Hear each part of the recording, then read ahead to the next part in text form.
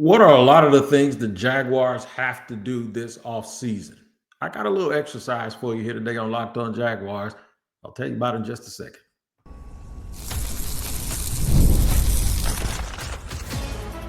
You are Locked On Jaguars, your daily Jacksonville Jaguars podcast.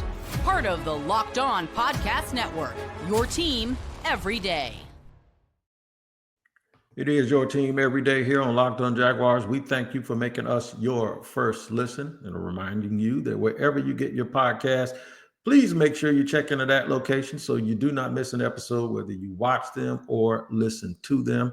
Today's episode is brought to you by Game Time. Download the Game Time app, create an account, and use the code Locked On NFL for $20 off your first purchase. Shout out to the everydayers for joining us here every day. And if you're new, thank you for joining us. And I hope you enjoy the show. That today will be about these things. Patchwork doesn't work.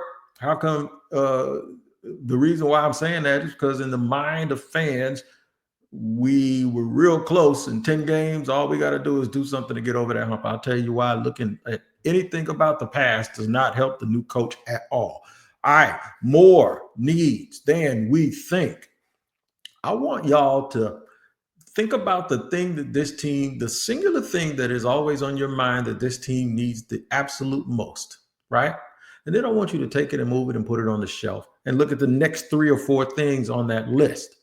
You're going to need to do that because this is not a one-off where we have one thing that we choose and all of a sudden this team gets fixed. That is not the way that this works.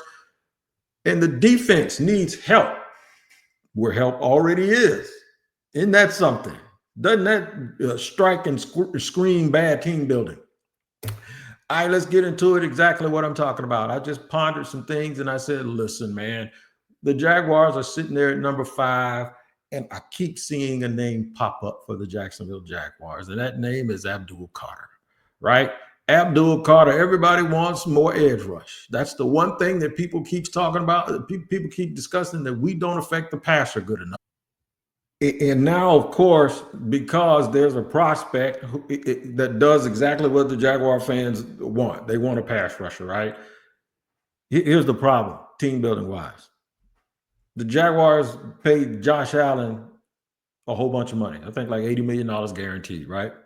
The Jaguars used the number 1 pick on Trayvon Walker 3 years ago, and Trayvon has not been a bust. Trayvon, in fact, has been a very good football player who throws in some sacks. Right? He's got double-digit sacks 2 years in a row, and I know there are people that will argue and say, yeah, but we watch the game, Wiggs, and those numbers don't really matter. They always matter. Trust me, they're going to matter in contract negotiations, and those numbers that people believe are inflated, they don't matter very much more than how good of a football player he is against the run and setting the edge. I'm telling you, there's a totality to him as a football player that other coaches and other people rave about. The only people that don't rave about him are fans that expect him to get 16, 17 sacks a year, and people that from opposing teams that just don't follow the Jaguars and always need something negative to say. But football people, let me tell you something. If he was a free agent, he'd break the bank. So we need to clear that up really quick.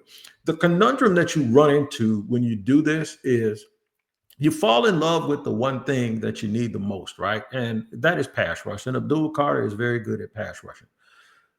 I just want you to name me the last time Trent Baalke drafted a 6'3", 258, 259-pound defensive end. Even though his arms are pretty long, that just does not seem like a Trent Baalke thing, right? So here's the issue with that. Do you think he's going to do it this time? And if he does, is it for a specialist? Because we've seen guys like this in the draft before, and the Jaguars didn't. Will McDonald was like this a couple of years ago, and they didn't take him. There have been a lot of situational type pass rushing guys that they just didn't bother going to get. I do think they need more pressure, but I don't necessarily think it comes from just adding bodies, although that's a part of it. I think some of it's schematic. I think a lot of it is the fact that they don't have players at the other positions. And then I think a lot of it for me, when I look at the macro and the big picture, is that they don't play complementary football. And what I mean by playing complementary football is they're not ahead enough to put teams in certain down and distance situations where they're going to be able to dictate how they play and be able to pin their ears back and get after it. They don't stop the run good enough without a loaded box. They don't cover people well enough in the middle of the field to keep teams from getting first downs. Complementary football is a big part of this. I'll tell y'all to be careful, and I'll tell you why. One of the examples I'll use is how Minnesota literally swapped players. Yeah, they had Danielle Hunter. Danielle Hunter goes to Houston, and Jonathan Grenard goes to Minnesota. Grenard ends up an All-Pro. So, what one team doesn't want because it doesn't allow, like Houston believes that they probably got better because they're more stout against the run.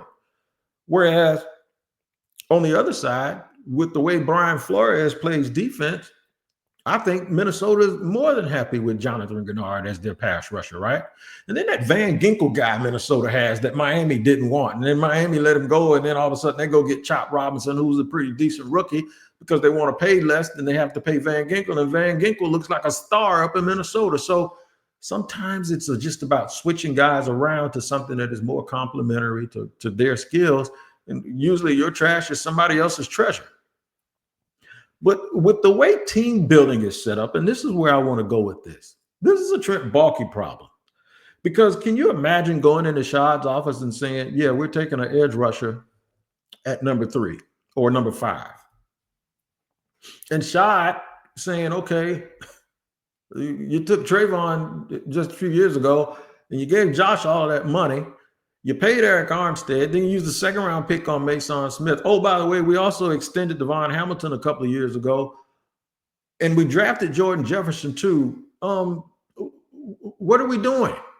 I mean, is it like, is everything else so good that we can just allocate all of these funds to go with that one thing just because that one thing is a glaring weakness? How about we get coaches in here that can scheme things up? How about we just improve on offense and put pressure on the team to be put in certain situations? Why do we have to keep just throwing money and resources at the same position just to get a result? I mean, if you give anybody 7, 8, 9 shots at getting a defensive line that can get 3 guys that can rush the passer, eventually they're going to be right because, well, they didn't improve anything else.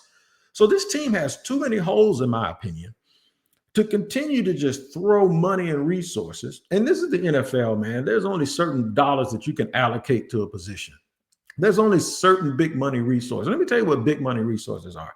Free agency, because you're buying a proven product, and the NFL draft and those early picks because, well, it's less likely that you're going to screw the pickup, even though Trent Baalke did better by being where he was in the 20s last year, ended up with Brian Thomas Jr. The thing is though, you're less likely to screw it up if you pick a guy early, right? You're just a bad team when you pick early.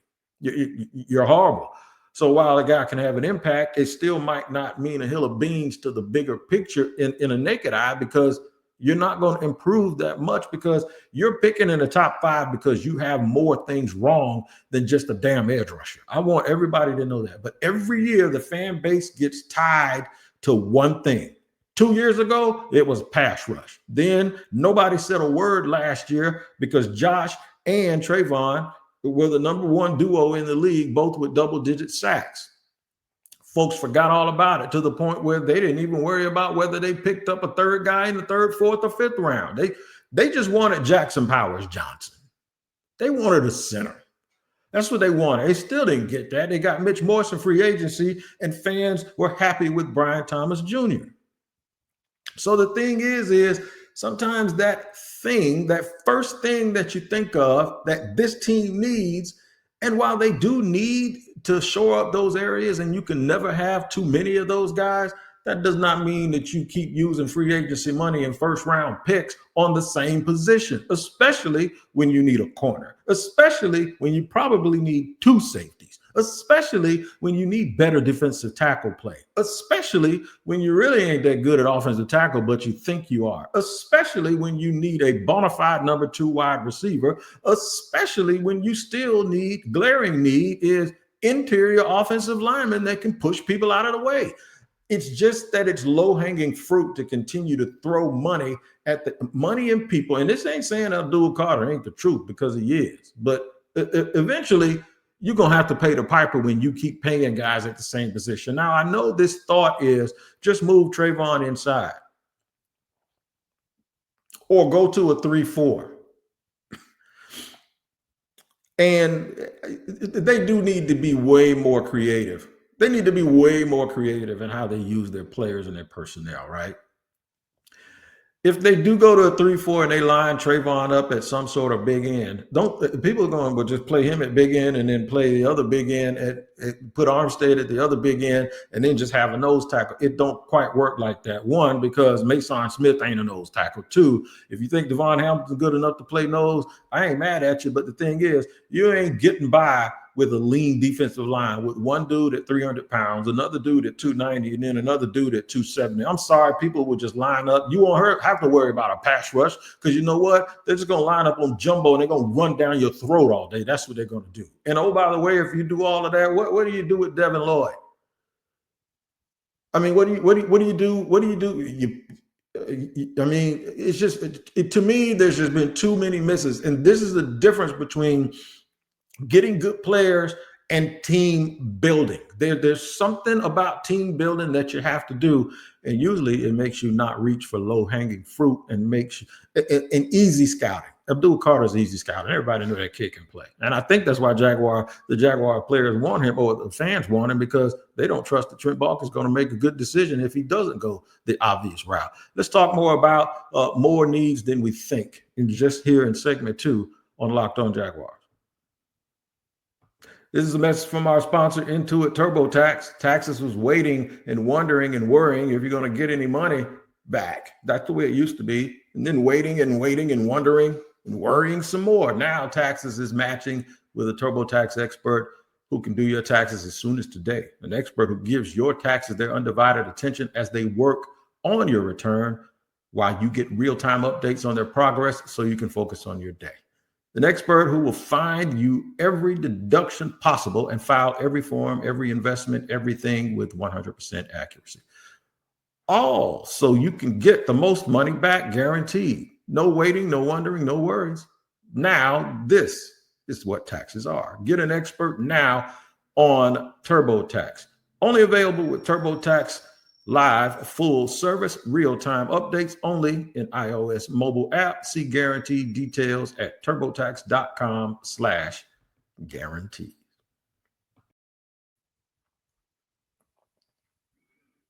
All right, rolling along here on Locked On Jaguars. We're at your team every day. Always thanking you for making us your first listen here on Locked On Jaguars. Talking about a very, very good subject. I got a lot of interaction, would you say, with the fans. Look, I know this is not an easy decision. Yeah, they need pass rush. Does that mean they need another player? Or do the guys they have to play better? One could argue that Josh Allen didn't live up to his contract this year. But just because he didn't live up to it in some people's eyes doesn't mean you just can go and replace him. It does not work like that in the National Football League. I'm telling you. You can't just trade people that you gave a whole bunch of bonus money to without wrecking your salary cap for a year. You can't just keep stacking guys at the same position, because now that's saying we're so good, and this has been the Jaguars' problem. We're so good, we're just going to substitute everybody and spread the wealth around. It might start with you leaving those dudes on the field, especially early in the game. Don't substitute guys out when they're not tired. And see, that's Ryan Nielsen. And I'm not sure Nielsen's going to be here. In fact, I would hope that whoever comes in here does not keep Ryan Nielsen. But if he does, understand something. You're going to get a lot of the same old stuff that you got last time. You ever notice when you watch Detroit, and this ain't just about Aiden Hutchinson, this is about all of their linemen being hurt. You didn't even know who their backups were because their starters were playing so good until their starters got hurt. And now the backups are in there and they look like the starters. Does that mean that there's not a difference? No, it does not mean that there's not a difference. It just means that that little difference might be the subtle difference between them winning a Super Bowl and getting to the Super Bowl or getting to the NFC Championship game. See, those great players push you over the top. And when you have that depth behind them, when they go out, you don't miss anything. But it does not mean that it's all good and everything is the same. It just doesn't. The Jaguars have to lead with their best players and let those dudes get greased up. And if they get tired, then take them out of the game. But all of that switching in and out, like you got 10 dudes over there that's just as good as the guys you're paying up front, that's a joke to me. So complementary football can really, really help them. This team needs a lot of stuff. And I know everybody will say, well, they lost more close games than anybody. Yeah, that's the point. They need a whole bunch of stuff because when they lost all of those, 10 games by one score or less, that just means that's who you are. That don't mean that, oh man, we're close. We're so close. No, you're not, because you lost them all the same way. You lost a whole bunch of one-score games. That's just who you are. You're a team that loses one-score games. And teams that lose one-score games can talk about how close they are all day. Tell you what, keep going to the casino and making these parlays and see how much. If you get an 18 parlay and you get 7 of them right, and the one game you lose by a point, and you didn't have points on your point spread, walk that up there to the cash register and see how much that gives you. It says loser. That's what it says. It says you don't win. Somebody that's close all the time ain't no better than somebody who loses all the time. And you ain't gonna be able to stack these things on top of each other. Anyway, you can't carry over almost from one year to the other. That's garbage in, garbage out. That's called baggage. We'll talk about that in segment 3.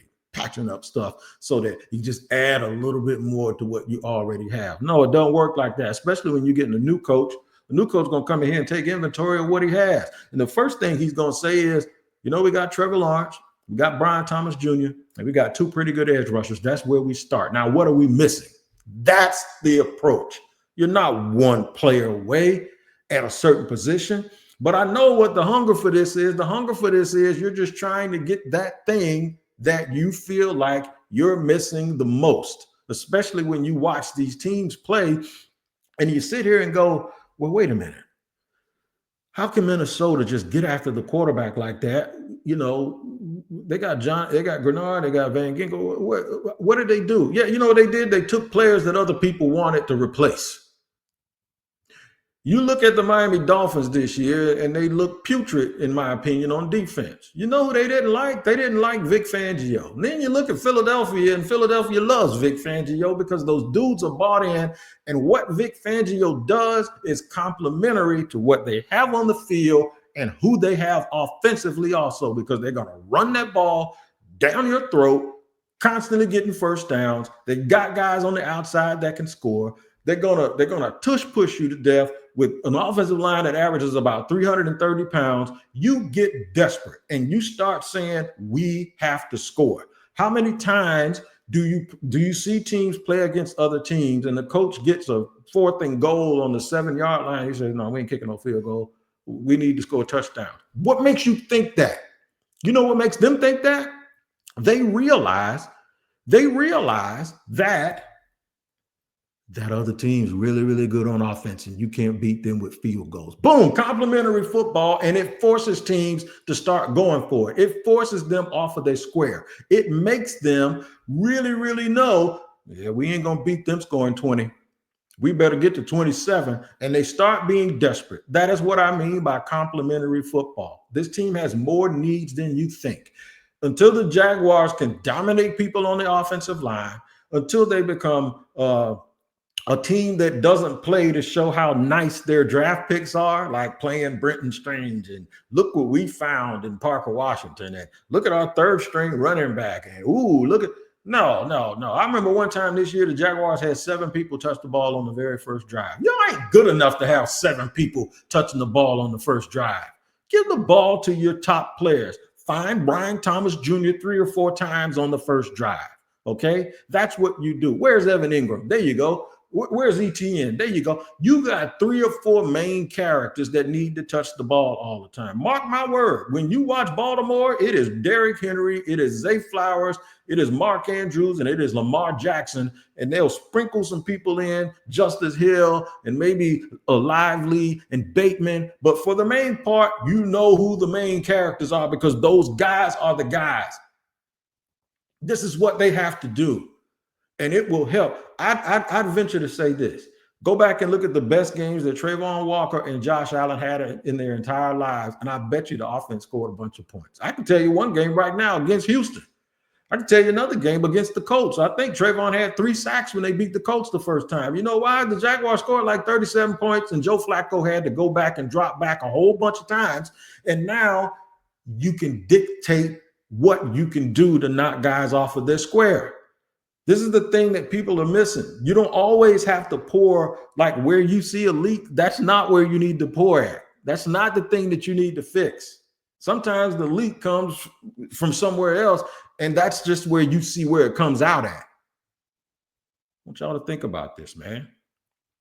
Why patchwork doesn't work, why I wanted them to start completely over, and everybody thought it was just all personal between me and Trent Baalke, which it ain't. I'll tell you about that in just a second here on Locked On Jaguars. Today's show is brought to you and sponsored in part by Game Time. That is correct, man. Game Time is the absolute place to be. I love going to live events, whether it's sports, music, theater, or comedy. One of my favorite memories was attending a concert last year that had my favorite, Maze and Frankie Beverly. And I saw him, and I am so excited. I saw him before he passed on. The energy and excitement were unforgettable, and now Game Time has made it even easier to get tickets for your favorite events and the ones that you'll never, ever forget with their new feature called Game Time Picks. This feature filters out all the fluff to show you only incredible deals on great seats so you don't have to waste time searching through thousands of tickets. Recently, I was looking for tickets for an upcoming event using the Game Time app. With Game Time Picks, I found amazing deals and could even see the view from my seat before buying. The super deal was particularly impressive, offering great seats at unbeatable prices. Plus, the app's all-in pricing shows the total cost up front with no surprises at checkout. Take the guesswork out of buying tickets with Game Time. Download the Game Time app, create an account, and use the code LOCKEDONNFL for $20 off your first purchase. Terms apply. Again, create an account and redeem code. I'll spell it for you, LOCKEDONNFL for $20 off. Download Game Time today. What time is it? It's game time. Locked On Jaguars coming at you right now with the third segment. We talked about the defense needs help where help is supposed to already be there. More needs than we think. We get focused on one thing a little bit too much. Now I'm going to tell you why patchwork doesn't work. And this is one of the reasons I really, really want a major start, because I think what it does is in the mind of fans, it really lets you know how you reboot and how you retool and how you fix a franchise. And if it happens with fans, and I know if you keep the same GM and you keep some of the same people, everybody's always going to be looking to just add to what they already have. Now, I know that there's some of that's necessary. You take inventory of what you have and you say, okay, these are the guys we're moving forward with. This is who we have. I get that. That's not what I'm talking about. But there's this feeling that, okay, we were close in all of these games. If we just fix this, we'll be fine. It's not the responsibility of some new coach to come in here and taste the chili and then say what it needs and what it doesn't, and then start adding stuff to it. Nah, this dude's coming in here with a clean kitchen with new pots. In fact, I don't even want him ordering from the same distribution company. I want him to go to a provisions company and don't even go and get wherever you used to get your products from. Find another farm, find another butcher, start completely over. Don't try to add anything to those boring recipes. In fact, gut the building. Everything's new. When you come in here, you're not going to say, oh, they improved in here. No, you're going to come in here and say, wow, this is brand new. And I think that's the way it needs to be, because everybody wants to just add a little here, add a little there, do a little this. And that mentality probably also exists in the personnel department, because nobody wants to admit, and this is the part of this that really is going to hit home. If Trent Baalke uses another pick, a top 5 pick on an edge rusher, like I said in the first segment, that is going to tell somebody that he screwed up. He either drafted or paid somebody he wasn't supposed to, because there ain't no way you're supposed to use that many resources on 3 dudes that's going to play 2 positions. And then if you talk about just moving Trayvon inside, then what do you do with Eric Armstead? Because if they both go inside, they're either 3 techniques or they're 4 eyes or 5 techniques. So they're playing the same position. That's why people make me laugh when they say run an odd front and have both of them out there together. It doesn't work like that. You need a big dude and another big dude if that's what you're going to do. So how about this? Instead of replacing Josh or Trayvon and moving them around, why don't you replace Devon Hamilton? Why don't you replace those dudes? Why don't you replace the other guys? You know you can actually fix your pass rush from the interior, right? You don't always have to go on the outside to fix it. The 49ers had Bosa and all of these dudes, and what did they do? They got Javon Hargrove. They fixed it right up the middle. That's what you do. You don't always have to fix it where, like I said, wherever that leak is, sometimes that leak ain't a leak. It's just condensation. And sometimes that leak ain't coming from inside the pipe. It's running down the pipe coming from somewhere else, but you can't see it. Because all you go is, we just need a pass rusher. Get this guy at all costs. And it doesn't matter about team building. It doesn't matter that they're allocating all of these. That's, to me, you know what that sounds like? That sounds like draft Shedeur Sanders and sitting behind Trevor Lawrence. How dumb does that sound? And I know it's not apples to apples because quarterbacks play every single snap and defensive linemen don't. But patchwork doesn't work. Ain't nobody coming in this door, whether it's Aaron Glenn or whoever, and looking at the Jaguars team and saying, we need another edge rusher. Not before they say a whole bunch of other stuff that they need. And that's the part of this that people are missing. Trayvon Walker and Josh Allen are far from the biggest issues on this team. And you just want to keep just throwing stuff at that because, well, that's all you can do because it's the obvious. Just trade out. Just move back and get other people. And I know y'all saying, that's why I wanted a new GM. Everything that I'm talking about comes with another evaluator of talent. It ain't got nothing to do with just them. Let me go through this real quick. Johnny Newton has helped the Commanders. You know what Johnny Newton was picked? Josiah Newton. He was picked 36 overall. You know what another good player is? Ladd McConkey. Ladd McConkey was picked 34th. That's the second round. You know what another really good player is? Devondre Sweat. You know he was taken in the top of the second round. You know who was taken right after him? How about Braden Fisk? You see where I'm going with this? You know a good corner that was taken in the second round? Kamari Lassiter. Guess who else? You ain't going to believe who was taking 2 picks right after him. Jackson Powers Johnson. You see where I'm going? You know who was taken after him? Edgerrin Cooper. Yeah. All of these dudes, right? Taken. Mike Sandristil, taken in the second round. Guys that can really, really play and really, really help their football team. Right there at the top of the second round. You know who was taken at the end of the second round? Roger Rosegarden, who's playing some serious minutes. Guess who was taken at the top of the third round? Renardo Green. You see how you can find some people, or I hate you can find, but you see how you can identify certain people, and these dudes are still good, and they can still help a football team, and teams are absolutely getting production. Kalen Bullock was the 78th pick, and he's helping the Texans right now, and he's playing big minutes for them. Dominique Pooney for the 49ers, a guard, very good player. What about Tyke Smith for the Bucs? These guys are actually, listen, y'all ain't going to want to hear this one. Number 92, Jalen McMillan, who's about to be the full-time number 2 receiver in Tampa. Oh, he's a real good player, right? Jarian Jones, 96. So my point that I keep trying to say is you don't have to get everything at number 5. Sometimes you just have to go get the thing that you know you can't get later. Man, this patchwork approach, like this new coach is going to come in here and just all of a sudden, like whatever they did wrong, we're going to do right. I guarantee you that's not how they're thinking. You know what they're thinking? I know what I need to do, and we're going to come in here and do it. It's a clean slate. Now, who do I have here that can help me do it? Okay, we got him. I saw him on tape. I like him. Hey, can you work with him? You see that skill set? He needs to improve on this a little bit. You know, some of this just might be improved. All of this time y'all been telling me about Mike Caldwell, and the one name y'all mentioned ad nauseum was Press Taylor, and then Doug Peterson and how his offense is outdated, and then Nielsen with all of these people going in and out. Do you realize that you might just improve this team by 4 or 5 wins by changing the staff? Hello?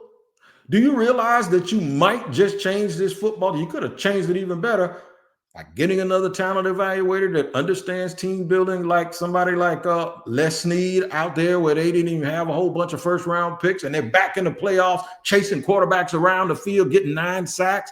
Come on, man. It ain't all. You ain't got to pour all of those resources like that, all of those high-end resources into one spot.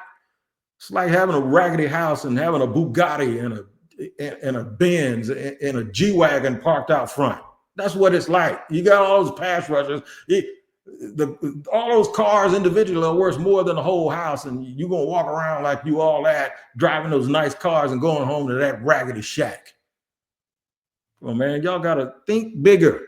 I'm not saying Abdul Carter isn't a good player. I think he is going to be a good player.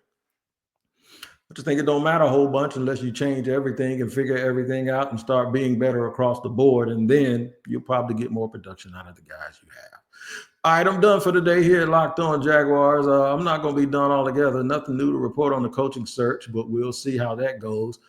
I would also like to be a fly on the wall to see what these coaches think of the current roster. We'll talk about that as we continue to move forward here. Appreciate the interaction from everyone on social media. You guys take care. I'll see you here tomorrow on Locked On Jaguars.